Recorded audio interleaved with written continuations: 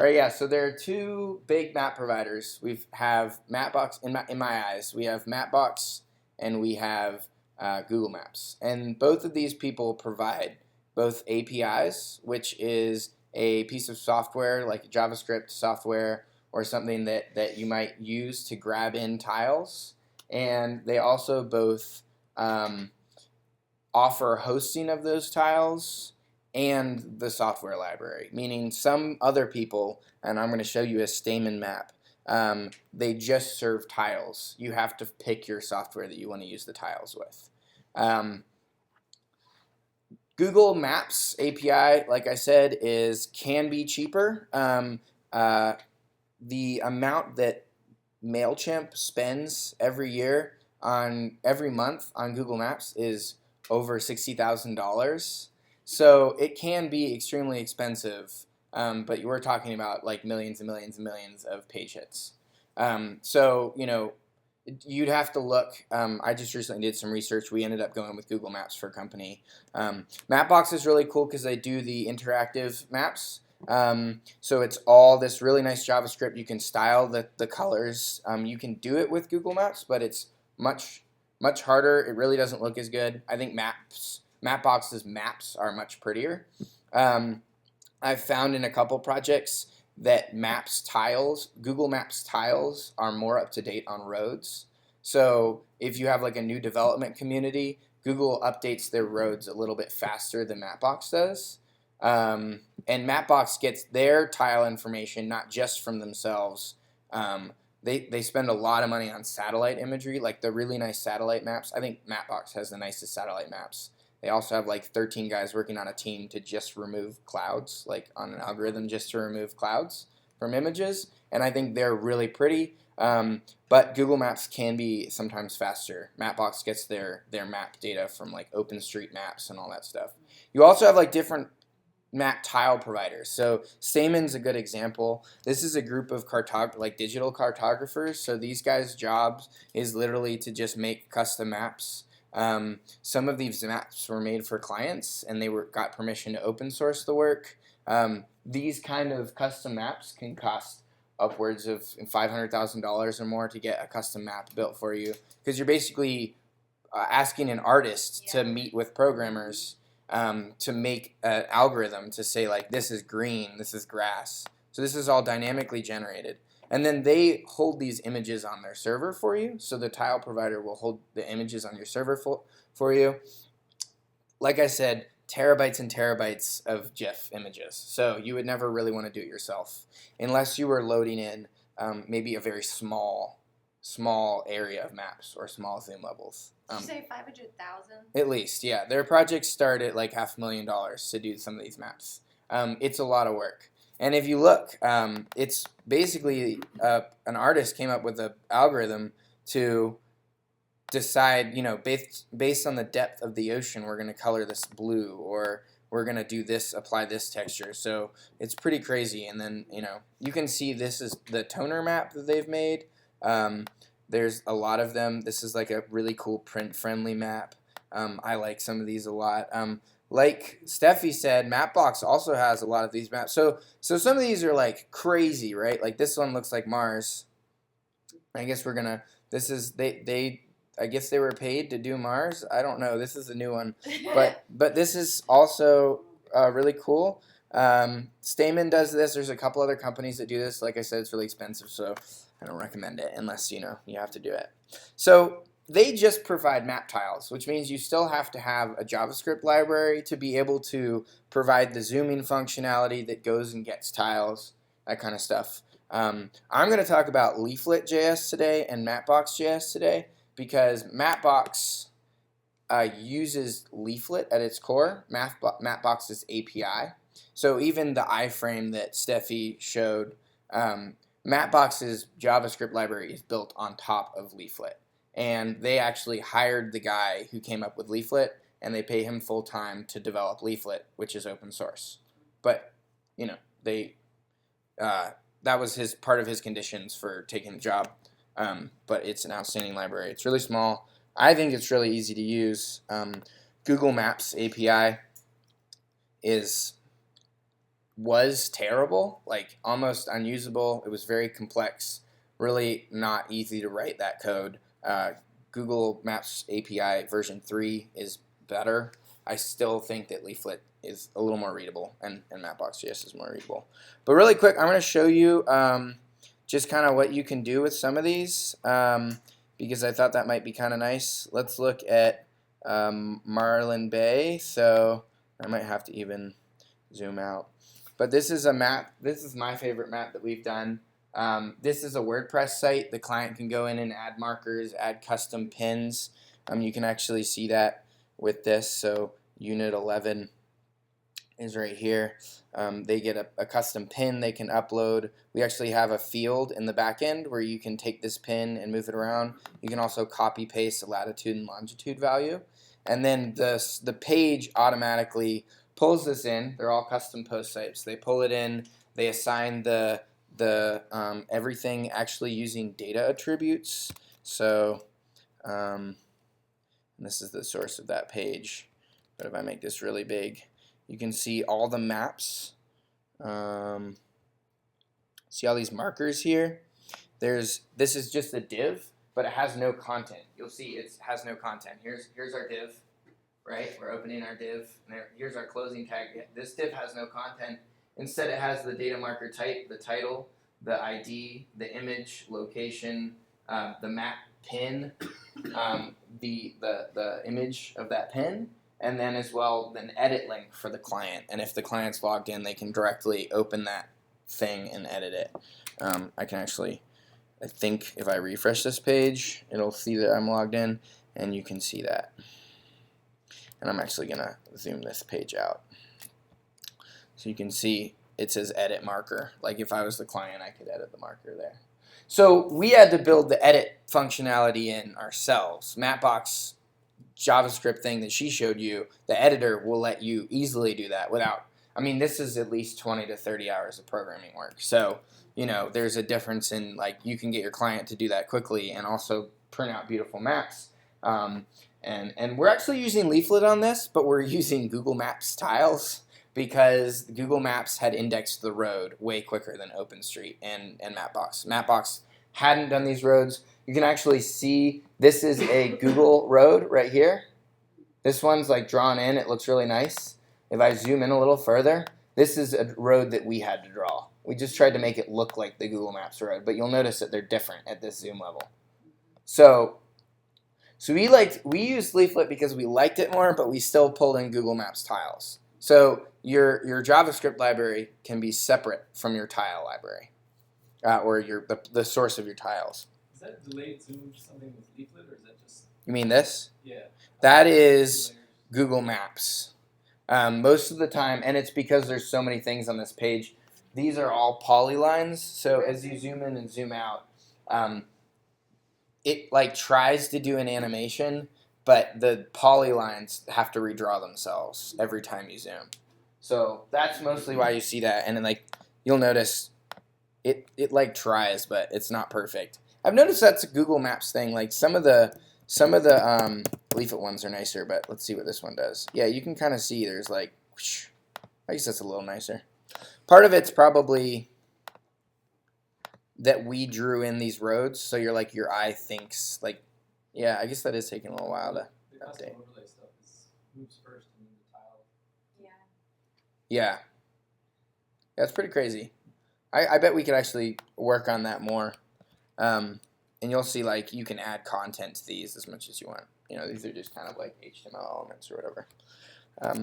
Leaflet works basically in layers. So you have any group of layers can have any group of items. And in I think Leaflet you can have lines or polygons. So those are shapes. You can have a marker, which has marker pins, and you can have lots of different stuff. So this right here is actually an entire layer.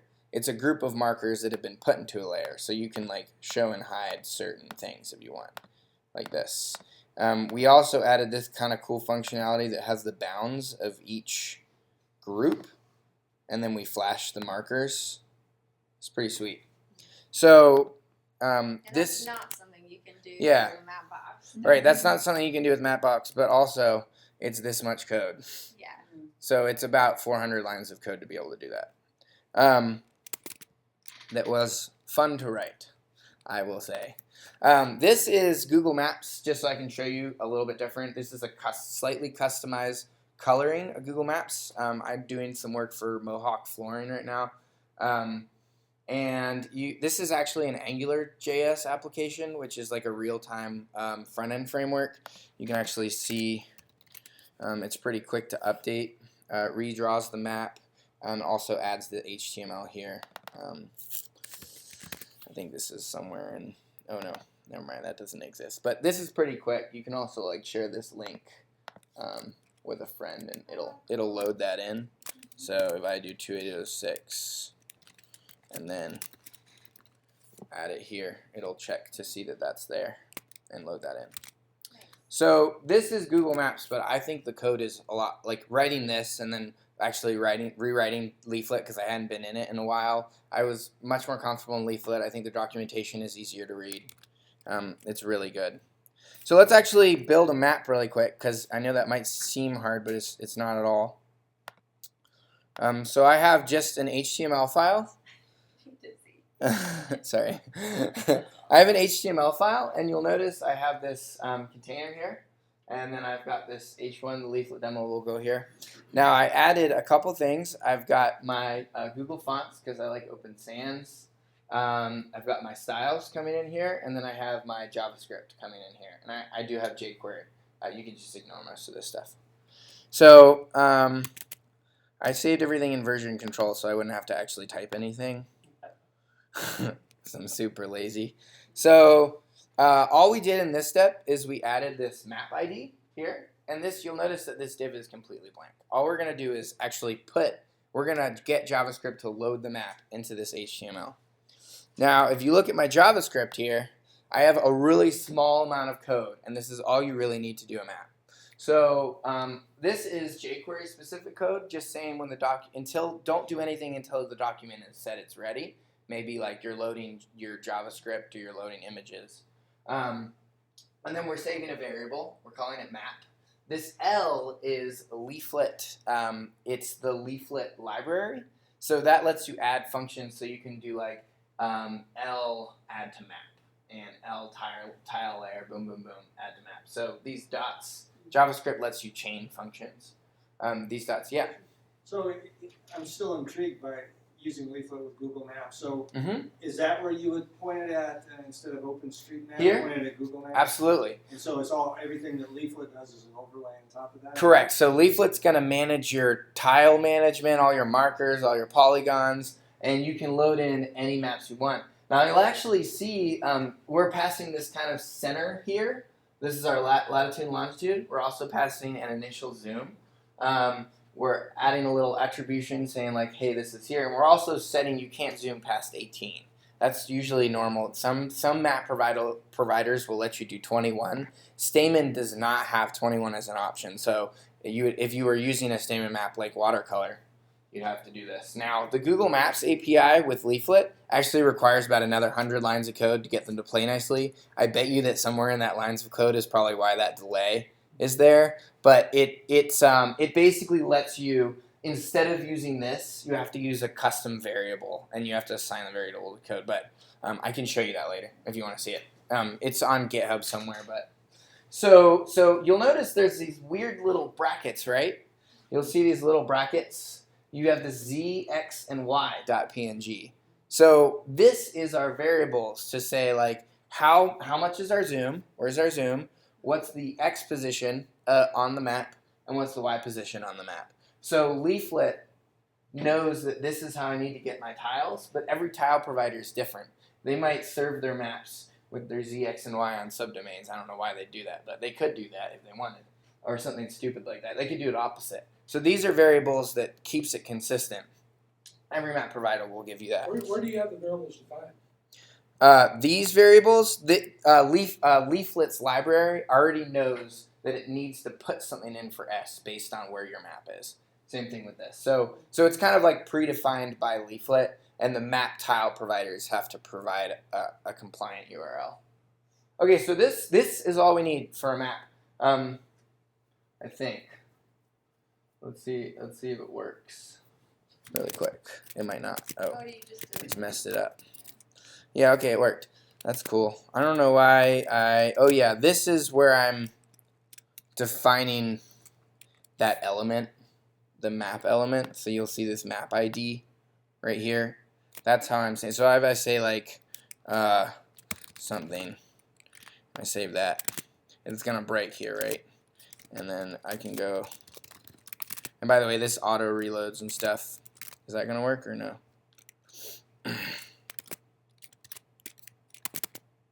Maybe not. Oops. Luckily, it's pretty quick. Okay, so we can work through that later if you want. But this is the default OpenStreetMaps set to Asheville, and the zoom level is at 13. The max zoom, you'll notice, is at 18. So if I keep clicking in, it just won't. It's disabled now. So this is 18. I think OpenStreetMaps are horrendous looking, so I would never recommend to use them. But Leaflet's documentation recommends that just because they're free, open, there's no like pricing on it. You don't have to pay for map views. It's just there. It's definitely slower than Google Maps API and Mapbox. But again, it's 100% free. Open map. I just think it looks ugly. So let's see. We're going to add a marker to the map. But I'm not actually going to code it. I'm just going to show you the code. It's pretty easy. All we changed is this one line of code. We're saving the marker to a variable. Technically, I wouldn't even have to do that, but I'm doing it because it's good practice to save things. You don't just want things to go into the ether of the browser. Just assign it to a variable. Leaflet's marker function is what we're calling here. We're saying we want it to be at this lat and this longitude. And we also have add to map. And you'll notice it's the same add to map that we're using up here. So Leaflet has this function that takes something, whether it's a tile layer or a marker, and adds to map. And you'll notice that tile layer, you could have multiple tile layers. So I could have 2 tile layers. Now, they'd be on top of each other. But I've seen some things where, like, you have, I've seen a company overlay a historic map of their town, and then it's like, kind of has an opacity. So that would be a custom layer, and then you have to set the Z index of that custom layer. So kind of like which one's in front and which one's behind. So if you notice, now we have a marker. We can't open it because there's no pop-up attached to it, but there is a marker on the map. If I move this over a tiny bit, I don't know if this will work. It might have moved a tiny bit. Yeah, it looks like it moved a little bit, not really. So it'll update and stuff like that. So this is actually cool for anybody who is thinking about building an app that gets the location of the person. There's a HTML5, which most browsers now have, has a location-based API. You can ask the browser to approximate your location. It'll use GPS if it can. If it can't use GPS, it'll use your IP address, which is not very accurate whatsoever. We'll probably find that in a second. But if I pulled this up on my phone, it would probably show up. All I'm doing here is this is a function, add current location to the map. I am saying if our browser supports geolocation, and actually, just so you know, that little navigator there comes all the way from Netscape. Oh my God. And we've got if we support geolocation, let's get the current position. If we get the current position, this is an anonymous function. We're passing it the position. We're logging this to our console. So we're getting coordinates, latitude, coordinates, longitude. It's just so that we can see it in the console. And then we're adding a marker, just like we did down in that earlier code. Var marker, boom. We've got our latitude, longitude. And we're adding it to the map. Now, if we don't support geolocation, we should probably say it's not supported by this browser. And I would highly recommend putting that in like an alert or like a pop-up. This is just in the console so that I could have it. And you'll notice that's just about it. I've got this, and then I'm saying if you click the get location button, then run this function. So we're going to do that really quick. Now, so you guys know, I've already said yes to allow me to have your location. If I was in a browser that had never visited this page before, it would ask you if you can get the location. The user has to respond. That was a very like legal debate. You have to respond yes in order for you to get their location, because we wouldn't want people to just, like, on every web page in the whole world know exactly where we were. That's just an infringement of privacy. Is that up there? Is that drop down by the URL? It says, do you want to share your location? Yes, that would show up like right here. Now it probably won't ask me now because I already said yes. My browser saved it. So we're getting the location. Might take a second, and I'm going to open this up. So it has my position. I might not have picked the right commit here. Oh yeah. Let's see if this works. If somebody wants to share their location, are you storing it on your web server? I'm not storing. No, this is all client side, so it never actually talks to any database that I have. This is it could. That information back. Yeah, it absolutely could. And you'll notice we got it to pan over here. It is pretty accurate, so that's a little scary. But it might have to do with AB Tech having its own dedicated IP address. And I'm calling it from its IP address, so it knows, oh, AB Tech Inca is located at this location. You'll notice that we've got our marker here, and you can't see it, but down here it's saying your position is this lat, this longitude. And then if I click on here, I've got it opening in a marker. And in that code, you'll see marker bind pop-up. So we're adding a pop-up to this variable. You are at this location, open pop-up. So that's, I think that might make sense to you guys. So now I'm going to switch it from Leaflet.js to Mapbox.js because that's what she was talking about. So I made a Mapbox map on Mapbox.com, and let's actually see if it should remember me actually. And then I think this is the map. Oh yeah, no, this is the map right here. And you'll notice this little map ID up here. It says JM Labs K3EGM 800. That's the unique identifier for this map. So we're gonna tell Mapbox we want to get this map, not another map. We're gonna do that. This is a little bit more code, but not much. So instead of Leaflet being included, I'm actually including Mapbox here. You'll notice I'm using this Mapbox for the CSS and this Mapbox for the JavaScript right here.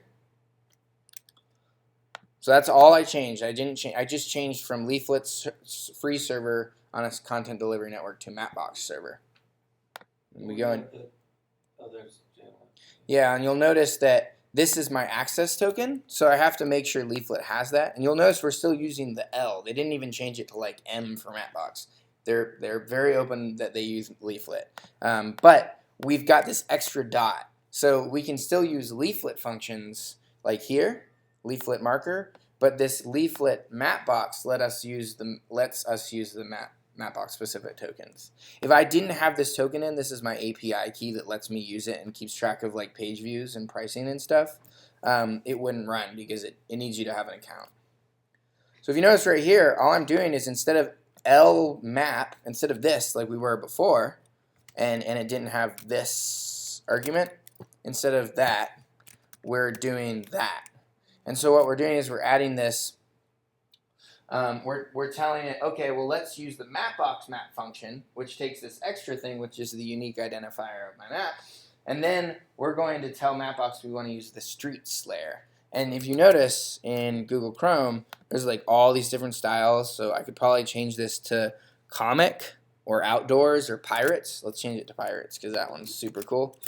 And you'll notice this is this is what it looks like right now. I don't know if I spelled that right, but yeah. So now we have a pirate map. That's all we had to do to change the styles of that map. So what's cool is you can have a hybrid of my map and Steffi's map. So you can open all this stuff in an editor. You can go to town in the editor. You can have your client edit the pins on the editor, but you can dynamically add content from your website at the same time. It's really easy. You just add in that map. So it's pretty cool. This does the same thing as the other one, so we'll move on a little bit. Oh, and I changed some stuff, so let's get rid of that so it doesn't yell at me. And this is version control, by the way, so I saved my code at every step that I made edits, and it actually worked, so that I could go back and show you guys without messing up my live coding demo, because I've done that a million times before. So I'm going over to Mapbox here, and I'm changing the map style to pencil. You guys saw that pirates. That's all I did here was the pencil. This is all the same. And we're still doing this marker thing. Now you'll see this here, this get look, and here's the pencil map, which I actually like a lot. I think it looks really cool. It's kind of like it's on paper. Like I wanna have clients that want to do random looking maps, but everybody wants like a regular looking map. I'm still trying to find a good use to use a map like this, but you can use the get location, and then you'll notice once it's at my location, it's gonna pan to that location. You saw that it just went like reloaded the thing, zoomed in. All I have to do here, and this is again, it's still in that function that adds the current location. I'm panning to that marker. So I'm saying at the map, pan to, and zoom in. Pan to this, the latitude and longitude, which I'm now saying up here. I'm saving these things here. Pan to that. Pan to that, and then zoom in. So just in case people are curious, that's the same as this. I just did it for readability. JavaScript is white space ignorant, basically, so you can just style your code however you want. I prefer to have, if I'm running two multiple chain functions, I like to have them together unless they look clean like this, but I thought I'd do this for readability. And that code that I created was similar to that. I saw the pan too, but not exact. It was different. I didn't even know you could zoom. Yeah, it's pretty cool. You could probably add the dot zoom into it if you wanted to. What happens. Yeah, and I mean, zoom in, I'm giving it the level, I'm saying zoom in +5. All this code will be available online, by the way, but I'm saying zoom in +5. So if we're at the zoom level of 12, it's going to add 5 to that. It'll go to zoom level 17. That's all we're doing. I could say like zoom out too. I think zoom out's a real function. It's a dot zoom in 5. Are you gonna try it right now? So there's no good reasons for like random maps. So I made a really random map. Is everybody familiar with Rob Lowe? Yeah. So we know Rob Lowe is, and he's my favorite guy from Parks and Recreation. People tell me that I'm enthusiastic like he is. And I like to think, but I'm also not that annoying. I also like to think. I can think that. So this is a good example of how to add a custom icon as well as add custom events based on where a user clicked in your map. So this is some more advanced JavaScript, but still ridiculously simple compared to what I have going on that other map that I made that I showed you guys. I tried to document this for you guys, so these are comments in JavaScript. So right here we're defining Rob Lowe icon as a variable. We're telling JavaScript we're going to save a Rob Lowe icon. Now we're using this leaflet icon, so leaflet has a specific syntax for these things. This is all in their documentation for custom icons. We're giving it a CSS. This class name here is literally a CSS class name. If I wanted to do any styling. So if I wanted to do styling, I could go into my styles here, and I could say Rob Lowe icon border red, you know, and like that would target it. Oh, I also forgot to mention, you don't have to do anything with CSS except for you have to tell the map, like the JavaScript library, what you have to tell it a height. You have to give it a height. You have to say like 400 pixels, 500 pixels, or whatever. It'll just not load because you have no height on it. Normally, you guys would do that anyways because you know how big you wanted it to be in the page. Oh, and you will notice it's kind of inherently responsive. So on a map, you'll notice Mapbox will center it for you. On like when you change the size. I don't think Leaflet does that by default. I also know Google Maps doesn't do that by default, so you got to tell Google Maps to do that. You can see the example in this. Like it's just, you know, it's just doing it. But it's still responsive. It won't break on a phone. Honestly, I completely disable maps on a phone almost always unless the application requires for it. And I just like hide that page from the navigation. I think that maps, unless they're in like, unless you can actually pinch and zoom and stuff like that, people get really confused using those on your site. And you're also talking about map views. I mean, sometimes it works, but you're talking about loading like megabytes potentially of tiles to a mobile phone, and depending on when you would want to do it, like there's an application that I had to do on an iPad, of course, because the contractor's got the iPad out with him and he's got a 3G connection and he needs the map. But when it's he or she, sorry, contractors can totally be ladies. I'm trying to get better at that whole thing. What did you say you disabled? I disabled it loading on a phone. Pages with Yeah. maps. And any page with map, I disable the map on the phone. I disable all the JavaScript, and I do that by checking the screen width of the device, and Do display none or something. yeah, and display none will hide the div, but I actually make it so that we don't even run the JavaScript at all, and that doesn't make the call to maps. But that's the stuff you write. There's somebody else. If you went to, I don't have a smartphone, so if I went to a smartphone and did access another website with a map, I can't disable it. No, they have to do it on their side. Yep. And so that, you know, that's all page load stuff. So let's see, what was I doing here? I'm going to show you just how to add a custom icon here. So there's our class name. We're telling the icon, the leaflet, how big the icon is, so how big the image is of every icon. You usually give it transparent PNGs. So this icon happens to be really big. It's 120 pixels by 181 pixels. It will not shrink the icons on like zoom in and zoom out. So the icons don't get like super tiny when you're super zoomed out. They just group closer together. And we'll see that in a second. I also provided an icon URL. And that can be a hard-coded URL, or this is relative to the document that we're looking at. Then we have a function here. Add Roblo icon on click. I try to make my functions very readable. This E is the event, and Leaflet wants that event because the event is storing the lat long that you clicked. And we'll see that in a second, but anyways, we're doing a marker just like we've done before. I think you guys saw this when we added it. We're giving it this event variable that we're passing to this function has a lat long longitude.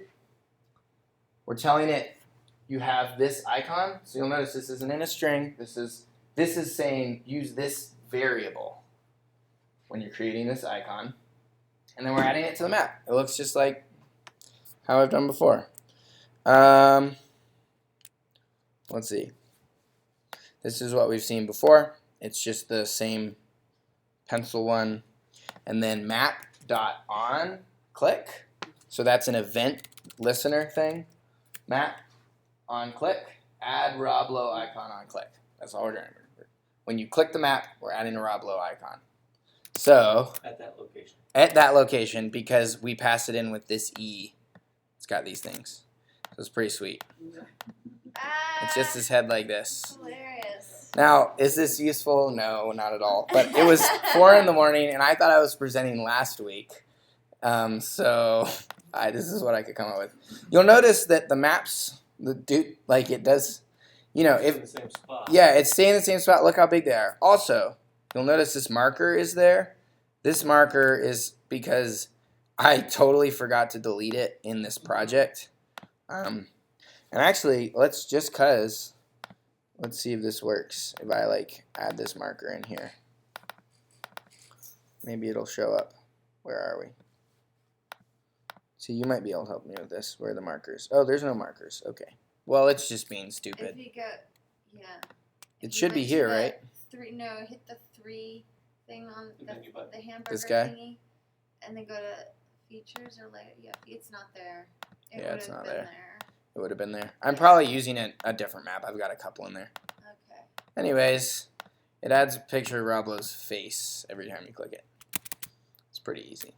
So just because I have like a second, this is Leaflet. Like, it's really simple. It's pretty much kind of like English when you're writing it.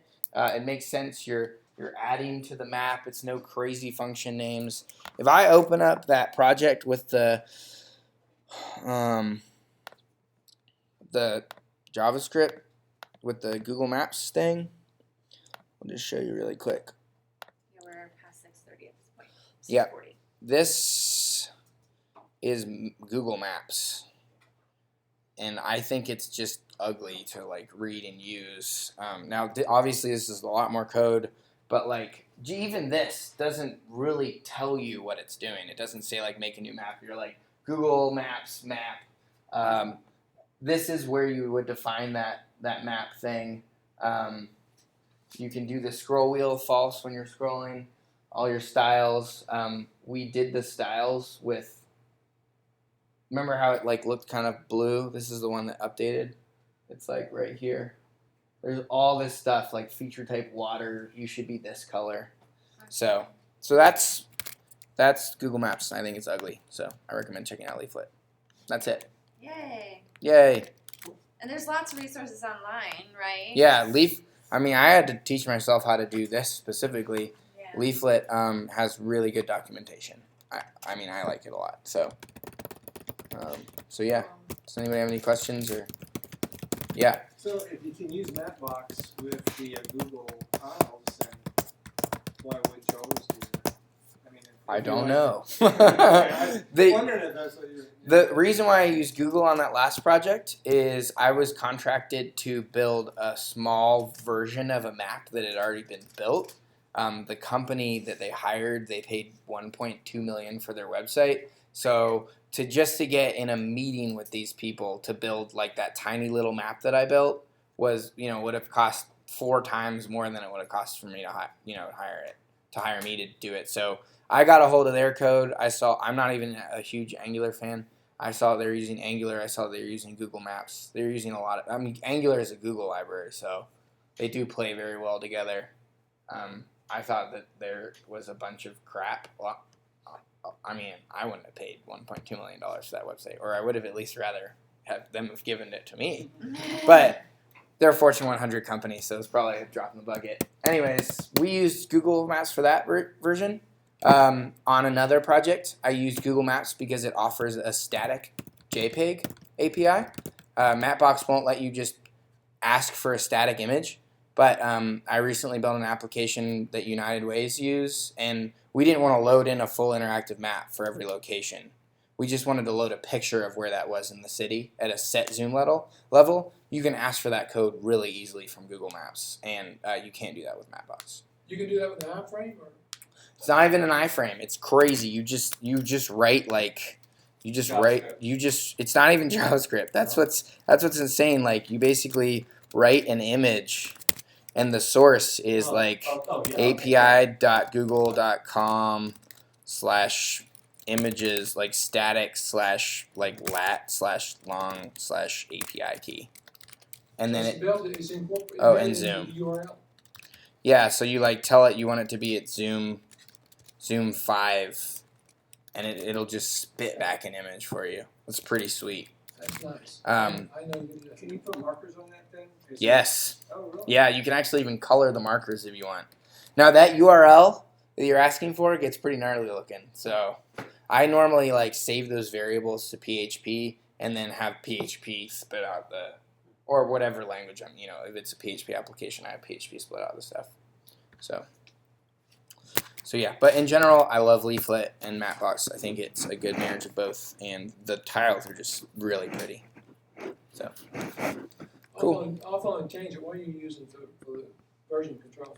I use Git as my version control thing, and then the interface that lets me click instead of being my command line for Git, also because I'm lazy, is called source tree. Source tree. Tree? Yeah, it's really easy. That's local, right? Yep, it's all local. I really like it. It's really nice to look at. It's also free. The other Mac one is Tower, but it's like $80, and the people who make Bitbucket make source tree, so they like want you to use Bitbucket, which I also really like. I like Bitbucket too. All my private stuff is on Bitbucket. GitHub doesn't have a Mac client? It does have a Mac client. It's not as powerful, and it's tied down to Git. So if you have a team that hosts their own Git like repo on their own Git server, which I've run into, like big companies will like have their own. They want to host their own code in house because IT is control freak, right? You're gonna want to. Source tree will let you do like whatever. And I like how it integrates with Bitbucket. And it lets you do more things. Like it has really good Git flow support. But the Mac client is really easy to use for GitHub. GitHub's Mac client is really easy to use. So, it's good to get into it. But it's like buying a 300cc motorcycle. You're going to hate it after like a couple months. It's just not going to be enough for you. But it's good to start. So. Which is good to start. The GitHub for Mac is pretty good to start, yeah.